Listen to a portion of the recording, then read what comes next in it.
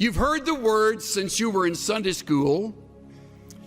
You have heard these professors remind you of them, both in words of warning as well as words of encouragement, and maybe even a few testimonies. A counselor, a friend, a minister of music, whatever capacity you'll serve in, on mission field or here at home, you'll use these two words.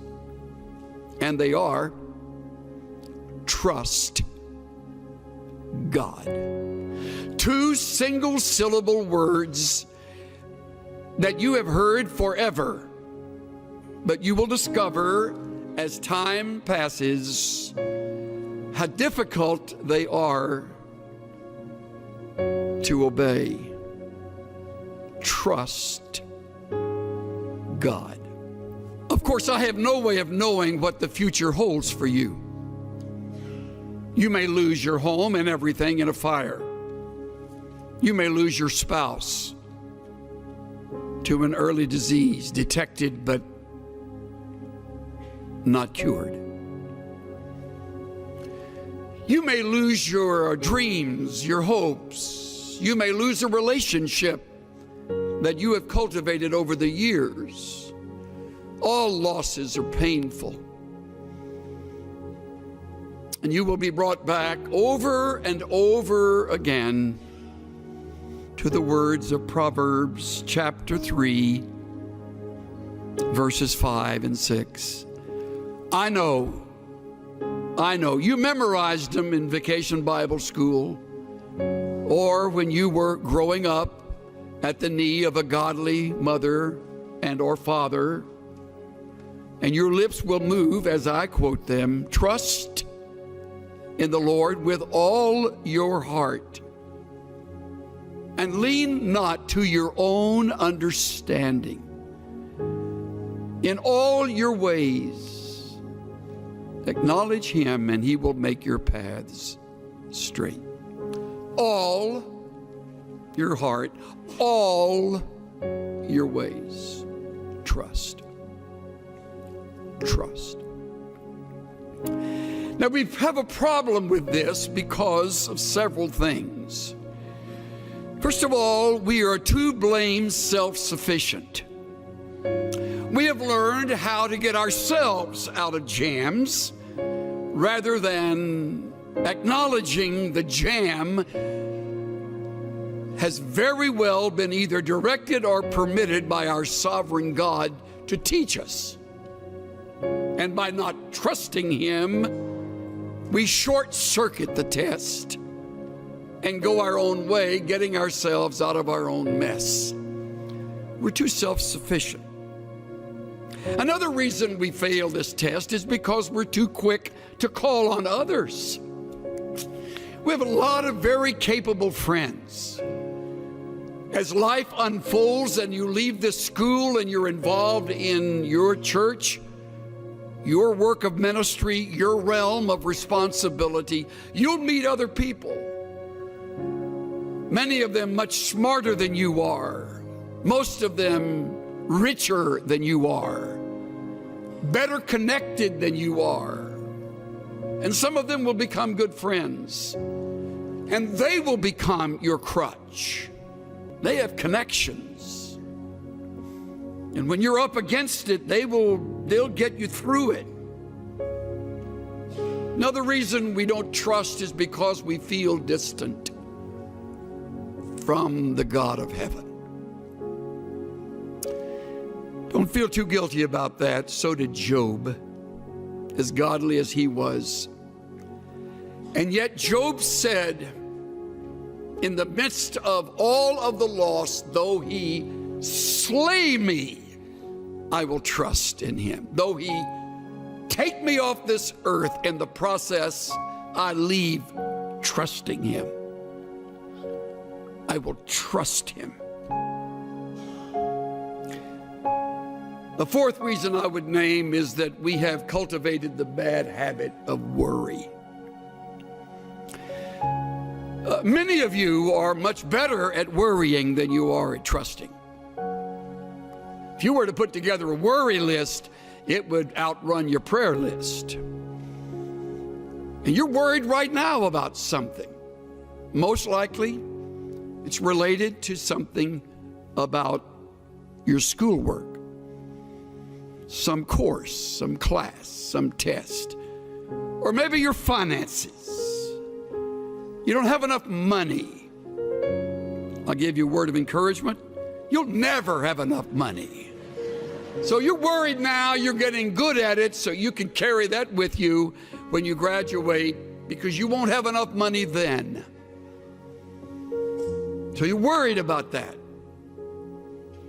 And you do not trust God. See how practical it is? And if you think you're going to outgrow the problem, take it from this old guy today, you won't ever outgrow it. It's like lust. You never outgrow lust. You just learn to fake it. I remember attending a Navigator conference when Lawrence Sandy was president.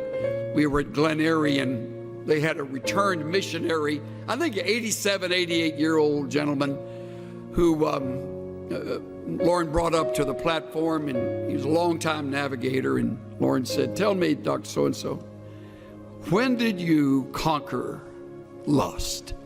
The old man said, "Well, Lauren, hasn't happened yet." You'll never conquer worry. It's part of the flesh. You want to, but the only way you will get through it so that you will learn from the test is to trust. To trust. To put the worry on hold, to set it aside, deliberately shoving it away and saying, "God, at this moment, I rest in you and you alone." If you're married, God, help my spouse and me to trust you,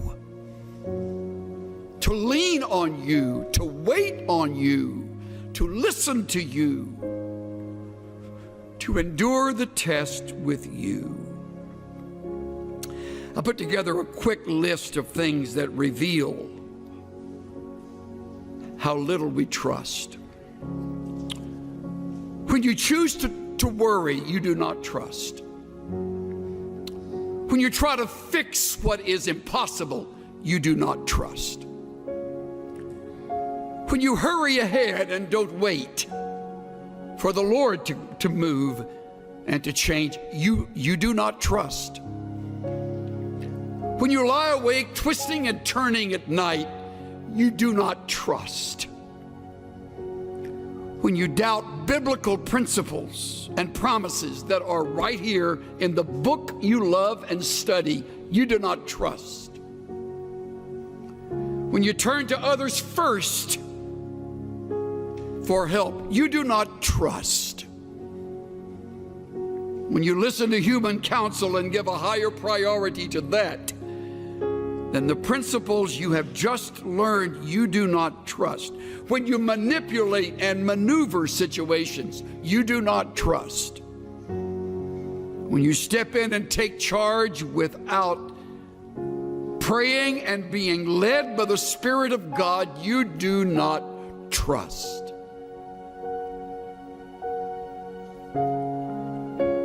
When you cling to others in order to feel secure and needed and loved, you do not trust. The list goes on and on. See how easy it is to live in the flesh, how easy it is to disobey. Trust in the Lord with all your heart.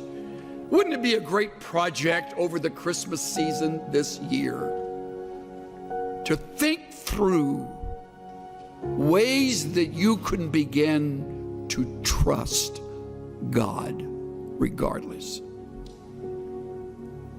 Hopefully it'll be a project that you and a good friend or you and your mate can enter together. What is it we do that keep us from trusting God? And how can we break that habit? and watch God break through in ways that we would never have expected. Cynthia and I have a longtime friend who was raised with 4 brothers in southwest Texas. They were raised on a very poor ranch. They eked out a living. One of the brothers wound up getting into Baylor, going on to UCLA Law School, and earning his degree in law, and has since become a very fine attorney in the Southern California area. We've been friends since the mid-1970s. One of his 4 brothers stayed at the ranch and developed it, cultivated it. The other brothers moved away, as did our friend. And the one who stayed, along with his wife, really turned the ranch into something much more successful. Grew crops that worked, got cattle, bred them, sold them. Little by little, kind of got on their feet and finally became pretty much financially stable. Then the fires of 2011 across Texas swept through their area. And they came to that ranch. By now they knew they would lose all the cattle. They simply opened the gate, and amazingly, those animals know where to go, usually know where to go to find shelter and safety. And they fled, hundreds of them. And they barely left, unable to get anything, much of anything in their pickup, and they drove away.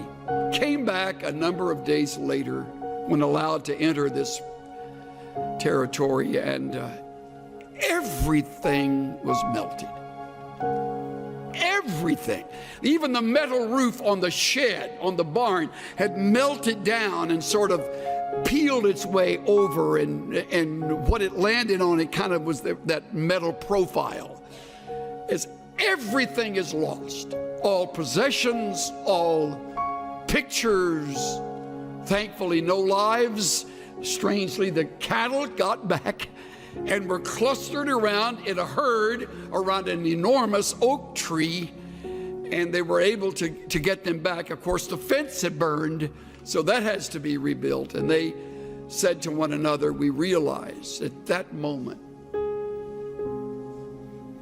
our faith would either kick into action or we would move far away from the God we had loved and served. They chose the former. They determined they would rebuild. They're in the process right now. Living with a brother, putting house and home back together, having lost it all. And the Lord taught me through my shameful response, He'll win this battle. Trust Him. Trust me. Trust God. Just to rest upon His promises. Just to know, thus saith the Lord.